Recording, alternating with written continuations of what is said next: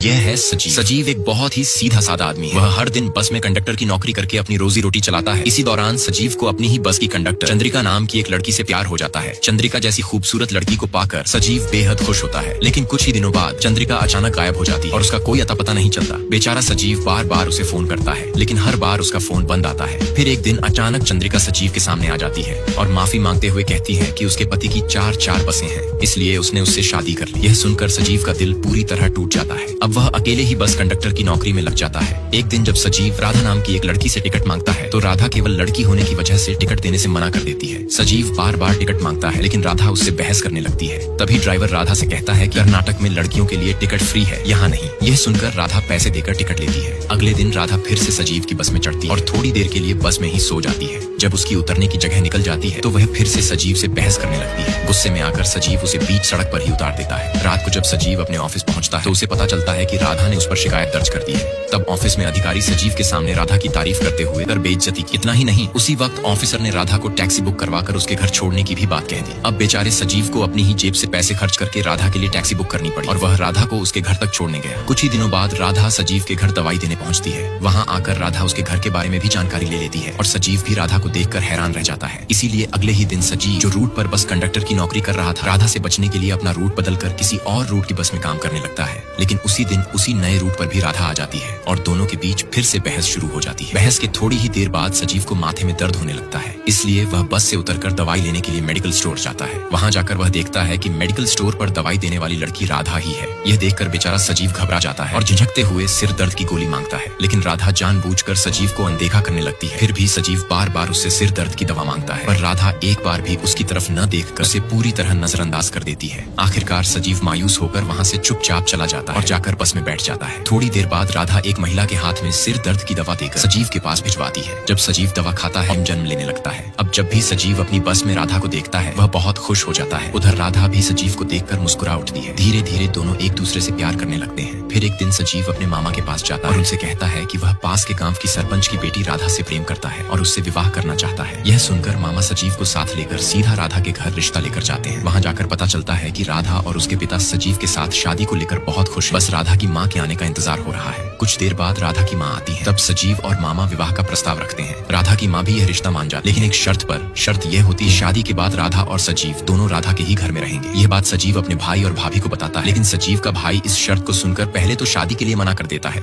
लेकिन सजीव तो बस राधा से शादी करना चाहता है, इसलिए वह बार बार अपने भाई को समझाता है। आखिरकार उसका भाई इस रिश्ते को हाँ कह देता है। अगले ही दिन सजीव और राधा की धूमधाम से शादी हो जाती है। शादी होते ही सजीव राधा के साथ लूडो खेलने को लेकर बहुत खुश हो जाता है और दोनों आपस में प्यार भरी मीठी बातें पीकर जोर जोर से चिल्लाने लगते हैं। यह देखकर सजीव राधा को छोड़कर अपने ससुर को देखने चला जाता है और उन्हें समझा बुझाकर फिर से राधा के पास लौट आता है ताकि लूडो खेल सके। लेकिन जब वह आता है तो देखता है कि राधा चुपचाप सो चुकी है। यह देखकर बेचारा सजीव भी लूडो न खेल पाने की वजह से चुपचाप सो जाता है। अगले दिन सुबह होते ही राधा खुद उसकी मेडिकल शॉप पर जाने के लिए तैयार हो जाती है और उधर सजीव को बस कंडक्टर की नौकरी छोड़कर सीधा गाय चराने का काम दे दिया जाता है। अब बेचारा सजीव गाय पकड़कर उसे खेत में ले जाता है। तभी उसके भाई और मामा वहाँ पहुँचते हैं और सजीव की यह हालत देखकर सब मिलकर एक एक छोटा पैग मारने लगते हैं। तभी राधा सजीव को शराब पीते हुए देख लेती है, लेकिन वह सबके सामने सजीव को डांटने या गाली देने की बजाय उसकी तारीफ करने लगती है। यह देखकर बेचारा सजीव अपनी राधा की इस तरह की सपोर्ट से बहुत खुश हो जाता है। अब जैसे ही रात होती, सजीव फिर से खुश होकर राधा के साथ लूडो खेलने आता है, लेकिन इस बार राधा अपना असली रूप दिखाते हुए सजीव को कमरे से बाहर जाने के लिए कह देती है। सजीव फिर भी उसे छूने की कोशिश करता है, लेकिन राधा उसे छूने तक नहीं देती। इससे सजीव दुखी होकर नीचे चला जाता है। फिर वह अपने ससुर के पास जाता है और कहता है, पहली रात आपने शराब पीकर मुझे लूडो नहीं खेलने दिया और आज वही शराब आपने मुझे पिलाकर मेरी बीवी के पास जाने नहीं दिया। तब सजीव का ससुर कहता है, मैं कोशिश करता है ताकि रात को वह उसके साथ लूडो खेल सके, लेकिन राधा सजीव को जरा भी तवज्जो नहीं देती,